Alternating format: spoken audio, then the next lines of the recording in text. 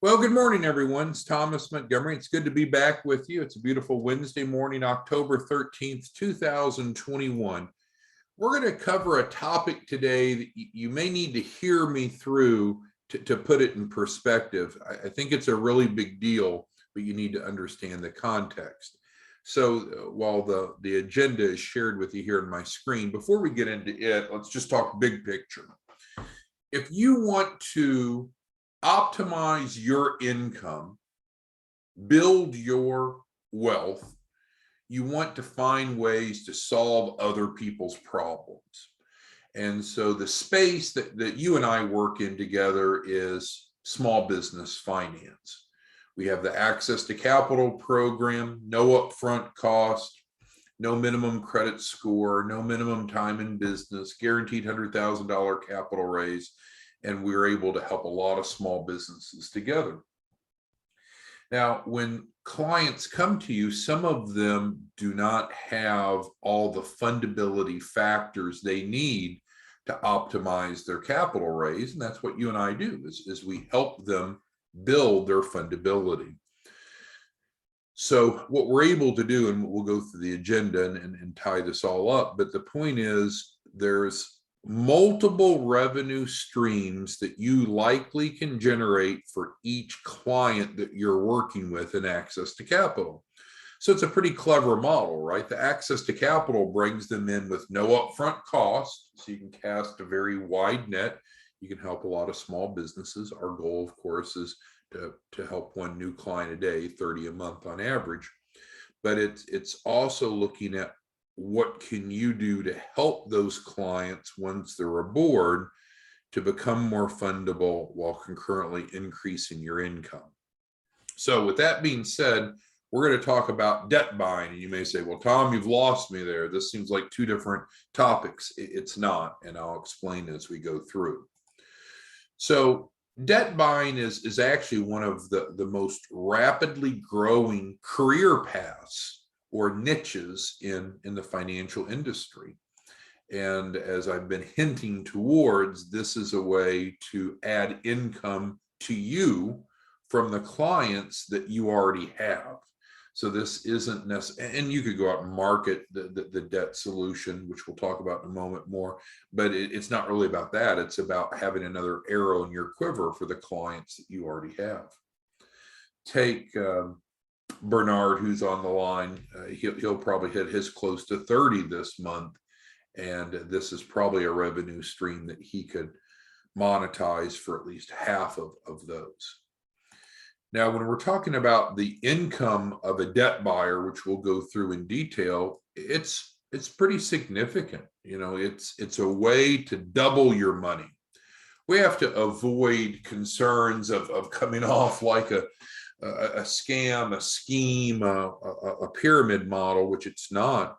But most of us realize there are not many ways to double your money legitimately, credibly, probably in today's environment. You could even go out and invest in Bitcoin, and the chance that you would double your money in short order is unlikely. So that's really what we're talking about, and we'll defend that and go through details as we go through. And then lastly, anytime that you're looking at adding a new service line to your offering, a new arrow in your quiver, you certainly would like to find opportunities that have a high demand but low competition, and this certainly meets that. So that's the high level why become a debt buyer. Again, we're going to put it in context here, so hang in here with me. Where do we get the debt from? We have the debt instruments, so we don't have to go out and shop those. There's different types of debt instruments. You can get defaulted mortgages, you can get defaulted credit cards, defaulted credit card loans. Those are three of some of the most popular. We deal with professional service instruments. How much does it cost to buy debt? Because anytime we're talking about buying and selling something, we would be foolish to think that we can sell something and not have a cost to buy it, because that would probably mean that it's worthless. So good luck trying to sell it. We've changed the pricing model. And I think, you know, all of us were in Tucson over the weekend and leading up to today. And so this was part of the strategy session that we were working on. So what has changed is that the debt is going to be offered in blocks of 10,000. Before, I think it was just too high. We were doing blocks of 100,000, and that exceeded our marketplace. And so the debt buyer buys the $10,000 block of debt for 1,000. Thus, if you do the math, there's 9,000 of potential profit. That could be a 90% or 900% profit margin, but we're going to dumb it down a little bit and look at something more realistically. And of course, the debt buyers don't have to pay cash for that. We can finance that. It does allow the flexibility to get one block of debt at a time or multiple. To date, our largest single sale of one instrument of debt was 3.4 million, and this was sold to a prominent law firm in Texas. And we'll give you your first block free. So let's talk about what we do with this debt and how it fits into the whole access to capital model. So as far as what one can do with the debt once they buy it, one option is just to sit on it and let it grow, because these debt instruments will almost always have $50 per day late fees to the clients. So each day it's gone up. So on day one, they owe you $10,000. But on day two, they owe you $10,050 a day, and it continues to grow at $50 a day late fee. So if you do the math on that, if you spent $1,000 for a block and your goal was to sit on it, your investment would double every 6 months, because there's about 365 days in a year. Divide that in half, that's around a 6-month break even. So that's one option. I don't think that's going to be the most often. The most often is going to be down here, which we're going to get to in a minute. I'll highlight it. Another option is to buy the debt and then use a contingency only debt collection attorney to collect the money for you. And we have these attorneys to provide to you. So that's not a problem. You don't have to go find one. And while those attorneys charge collection fees, that is added to the client's balance. So you're still getting your 10,000. The attorneys are going to typically charge 30%, 3,000, but that's added to the client's balance, not reducing your amount. So that's a second option. A third option is to go with a collection agency. And again, they'll have fees, but those fees are based upon money collected, and that's added to the balance again. But you could also collect it yourself. But where I want to really focus is the highlighted yellow, and this is where the whole topic comes together. So when you and I are helping small businesses position themselves to become more fundable, what do we know about borrowing money? We know about the 3 C's, don't we? That to borrow money, most lenders will look at credit, cash flow, and collateral. Now, it's true, you have to have at least one of the 3 C's to be able to borrow money. The more of the 3 C's you have, the better off you are. Different sources of capital look at different of the 3 C's and have different criteria. I understand that. But here, what we're talking about is what can we do to help our clients improve one of the 3 C's? Not credit, not cash flow, but collateral. So this is a resource to help them with their collateral. One could argue, and I know some of you are insurance agents, some of you are getting the key person policies set up with clients, and you're correct. That also helps add collateral because it's considered a collateral assignment. This is a different type of collateral for clients, not conflicting with the key person policy. So normally what would happen is a debt buyer would sell the block for $2,000. So they paid $1,000. They would normally sell it for $2,000, which is still only 20 cents on the dollar of the face value of the block of debt. So that doubles your money. Now you might say, well, why in the world again would a small business want to buy this? This doesn't make sense. You know, I'm working with muffler shops or bakeries or what have you. This doesn't make sense. Well, if small businesses want to become more fundable, we need to help them build their 3 C's: credit, cash flow, and collateral. How do you build collateral? This is how you typically build collateral. We're going to add assets to their balance sheet to make them more fundable, because then this can be pledged as collateral against the loan. So let's use an example. So let's say you have a client, could be a pre-launch startup, pre-revenue startup. They want $100,000 to start and grow their business. Great. So then you get them enrolled. We get them their first tranche of financing, which is guaranteed. We're building their loan package out. We're building their balance sheet. And we realize, oh, wow, that business looks pretty skinny. There's not much substance to it. And you'd say, well, of course not, Tom. It's a brand new startup business. Okay, great. So then we look at what are the uses of funds that client wants the $100,000 for. And let's say that it's not to buy real estate. It's not to buy equipment, things that can be collateralized. It's just working capital. They need money for marketing and payroll and so forth. Well, great. Will most lenders desire to have collateral for that $100,000? So in case the client does not pay, that they have something to recoup? Yes. Can this serve as that collateral? Yes. And so maybe I should have started that with this part. This is a big deal.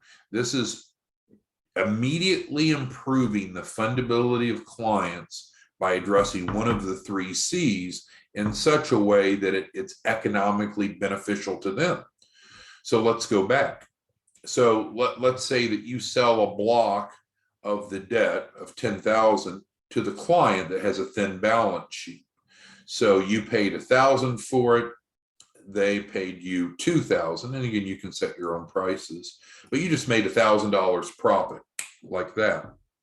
Now their balance sheet is dramatically stronger because now they have a $10,000 accounts receivable, which is considered a current asset. It's huge for small businesses. So this down here, and I guess I'll highlight all of it, is probably the primary reason this topic is even relevant to you.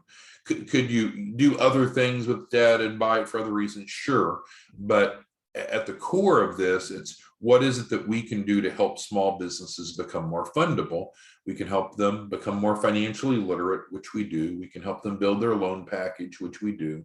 And then also what we can do is help them build their 3 C's to become more fundable.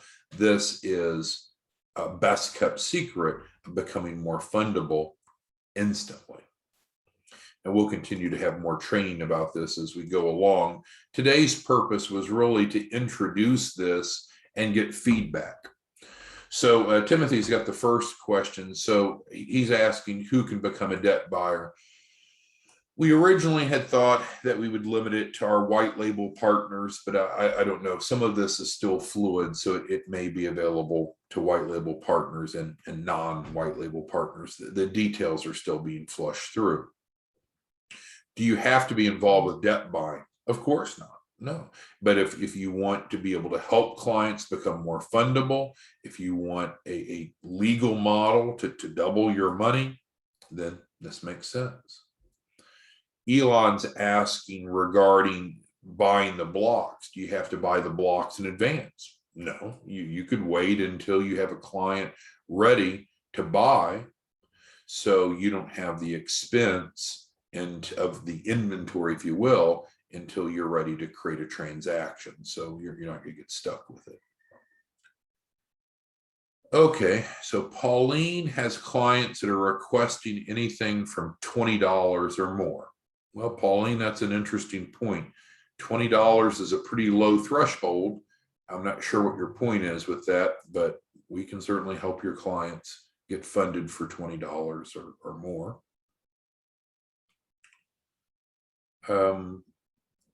Then the next question is for clients, and someone was asked with this last week, when you have clients that are coming in that are looking for smaller capital raises. Well, if you're a white label partner, you control what the client agreement states. We've provided you an editable version on the white label page at IIMFL, and you can change the deposit amount. You can change if it's refundable or non-refundable. You can change the performance fee, and you can change the capital raise amounts. In our world, we normally work off of a minimum of $100,000 capital raise, but as a white label partner, you can change that as you would like. That's what our model is built off of.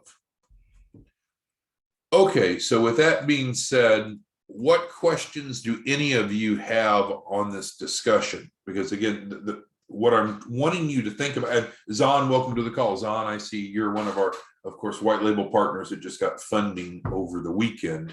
So congratulations on your first tranche capital raise, Zahn. But where we're trying to get to is, what is it that you can do to make more money from the clients that you bring into access to capital? Not just make money at their expense, but make money while helping them become more fundable. This is one of those ways, right? We've got 3 C's that we need to deal with as we're trying to help clients become more fundable. We need to make sure that they're credit worthy. We need to make sure that they have the cash flow, or what we call capacity, to pay back the debt. And third, we need to make sure that they have the collateral to pledge, because many sources, not all sources of capital, are going to look for collateral. This is the add water instant collateral, right? This is what we're talking about here. And to earn an extra $1,000 per client is a pretty big deal. And you're getting paid up front for this from the client. Now, I guess the question that Joseph has is on this: does a client buy one block or multiple blocks? Well, the balance sheet's going to tell us that, right, Joseph? So if you have a client and they're wanting a $100,000 capital raise, we then look to see, well, what are you going to spend that $100,000 on? Again, if it's real estate or equipment, then that can be collateralized in its own right. But the working capital portion they need, we want to be able to build dollar for dollar collateral. This is a way to provide that. So we would look at how much they're wanting to raise. Let's just say you want to raise $100,000. We look at their balance sheet and say, okay, what can you pledge for collateral for that $100,000? Oh, I don't have much. It's a new start business. Not a problem. So we can help them get 10 blocks of debt, and that would give them $100,000 to add legitimately to their balance sheet. It's accounts receivable. And then you just made 1,000 times 10, which is $10,000. You might say, well, that sounds good. And that solves the problem of building their balance sheet and giving them collateral. But what if they don't have $10,000 to buy it, or whatever the price you're selling? Well, we can help them set up financing for that as well. They're paying pennies on the dollar. This is a really big deal for those of you that have more of a sophisticated outlook to finance. This is a way to double your money or more and solve clients' problems. But I realize this can be a bit much for some of you. Okay, Pete asked a really good question. Do we have sample contracts and agreements? Absolutely. We had a law firm develop that. So if you decide to become one of our debt buyers, because not everybody will want to operate in this space, we need to know who's going to wear that hat so we can properly train you and support you. But Pete, absolutely. We have a attorney developed template to use. And quite frankly, we use it with you when we're selling you the debt, and then you'll use that template to turn around and sell it to the client. Typically, you'll mark it up 100%. But yes, we can support you with that. We have a lot of resources, including the attorney network, that are on a contingency only basis. All right, so Samantha's asking a good question. So here's the scenario, if I paraphrase. So she becomes a debt buyer. She's got a client that's light on collateral, so that's impacting their fundability. She sells them, let's just say 10 blocks, so $100,000 of AR. Then they go get their funding, and so now they get their $100,000. What do they do with that AR? Well, Samantha, if that AR was pledged as collateral for that $100,000 capital raise, then they need to sit on it. Because if they were to liquidate it, it would eliminate the collateral that's pledged. So there's some fine details there. But in general, they would sit on it. But it's fine because it's growing during that period of time. So the point is, you couldn't have a client that gets a block of debt or multiple blocks of debt from you, uses it as collateral, turns around and gets the loan, and then wants to go sell it to someone else, because it's like if you went and bought a car and the car is financed, the car title has a lien against it. So can you just go out and sell that car? Well, you can go out and sell that car, but the proceeds of the sale of the car first have to go back and pay off the lien. Anything left over above that is your profit. So yeah, I don't want you to think that they can game it so much where they go buy blocks of debt, pledge it as collateral, and then flip it because it's pledged as collateral. Now, it's continuing to grow, and there's very few assets that you can find that can grow so consistently and so rapidly. All right, so who else? Great questions this morning. Again, we're just rolling this out. We put a lot of thought and pondered a lot. Is this something we really want to roll out? But it's an important way to help well, it serves two purposes. It's an important way to help clients become more fundable by having collateral, one of the 3 C's. And it's a great way for you to make, on average, an extra $1,000 or more per client. And so that it's a numbers game, right? We want to go enroll lots of clients and access to capital so we can help them accomplish what they want. And then you want to be able to identify and solve problems. It's like, have you ever had a maintenance agreement on your house? Maybe it's a plumber, or we'll do heating and cooling. So heating and cooling companies, HVAC companies, will offer a cheap maintenance program where they'll come out and check your furnace and your air conditioner every spring and every fall for not much money.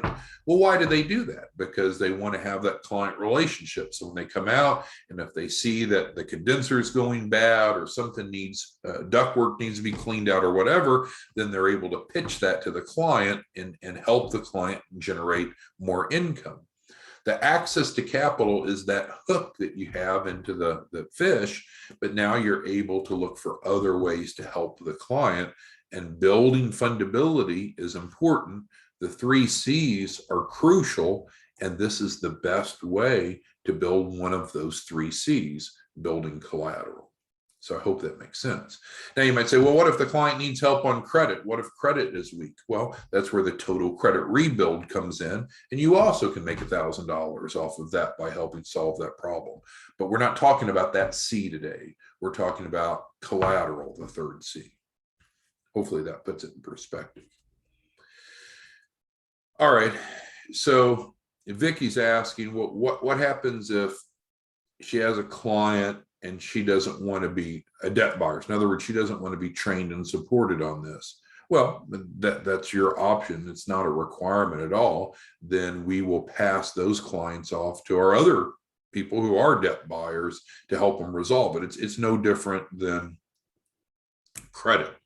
So if you bring us a client, and like Lydia has brought on, we've processed 4 of her clients, I believe, this morning, and 2 qualified for cash funding, 2 didn't. Well, for those 2 that didn't, we have guaranteed financing, but we also recommended to Lydia, hey, you may want to speak to those 2 clients about total credit rebuild so we can improve their credibility from a different C, from the C of credit, and then that would allow her to monetize that.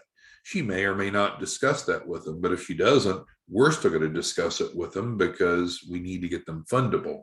This is how you help people become more fundable, by building their 3rd C, collateral. Okay, so we've got a lot of people on the training. Who has questions on this advanced topic? All right, Mike's asking, what do I do? We're right now not really asking to do anything other than just understand where we're going with this. Why is it we're even having this discussion? It's because we want to continue to be innovative in accomplishing 2 things. Helping clients become more fundable so they can reach their 100,000 or whatever their goal is as quickly as possible, addressing the 3 C's. And secondly, finding ways that you can make more money by providing more value to each client. So Right now, this is an introduction to get your mind going. We're putting together a white paper that's going to have quite a bit of detail, and then we'll be able to decide who wants to actually work in this space. So it's kind of a specialty role within our organization. Susan's asking, can she facilitate the debt instrument transactions even for clients that are not in access to capital? Yes, yeah, it works the same. So you're going to typically find that clients want it to become more fundable, but there's a whole market separate from that of just using this as a revenue growth potential. People that are looking for a side gig, they don't want to drive Lyft, they don't want to drive Uber, they don't want to deliver food via DoorDash. They want some way to make money. And this is frankly a way to make money, is buying and selling debt. And Zahn, that was your question right there. So yes, we're going to train and support in that broader sense, but I do need each of you to realize this is very, very, very relevant within access to capital, because I'm telling you, most of the clients that we see coming through, they have fundability issues, and that's not a problem. It's not like you didn't screen them properly. We don't screen clients. Instead, we work with them based upon their mitigating circumstances. This is a big deal. But yes, I think there's a few of us, you and I, Zahn, and a handful of others, just realized this is a great side gig. You know, there's people that are so entrenched with cryptocurrency and the revenue potential there. And I don't have expertise in that. I'm not speaking of that, but I don't know that you're going to find a better wealth building tool than something that allows you to essentially, if do nothing else, sit on it, and it doubles every 60 days, or you can liquidate it by using contingency only debt attorneys that will go work for you for free. They charge, but those charges are tagged onto the client's balance. It's crazy good. All right. Anyone else have any questions that I can help you with today? The goal today was to plant the seed, get you thinking about it, and then we'll continue to put more meat on the bone and be able to implement if you'd like to. All right, thanks everyone. We're getting caught up. So we were out for the staff training in Tucson. Everybody's back today. As of this morning, we have all new apps processed, as far as new submissions, I should say, but we have a ton of funding apps to process, and the goal is to get through those today, if not today and tomorrow, so we're back current again. Thank you for your patience. We only do that once a year, and that was this past weekend. And Monday, frankly, was Columbus Day, so we would have normally been closed anyway for it. All right, thanks everyone. See you back tomorrow morning. Bye-bye.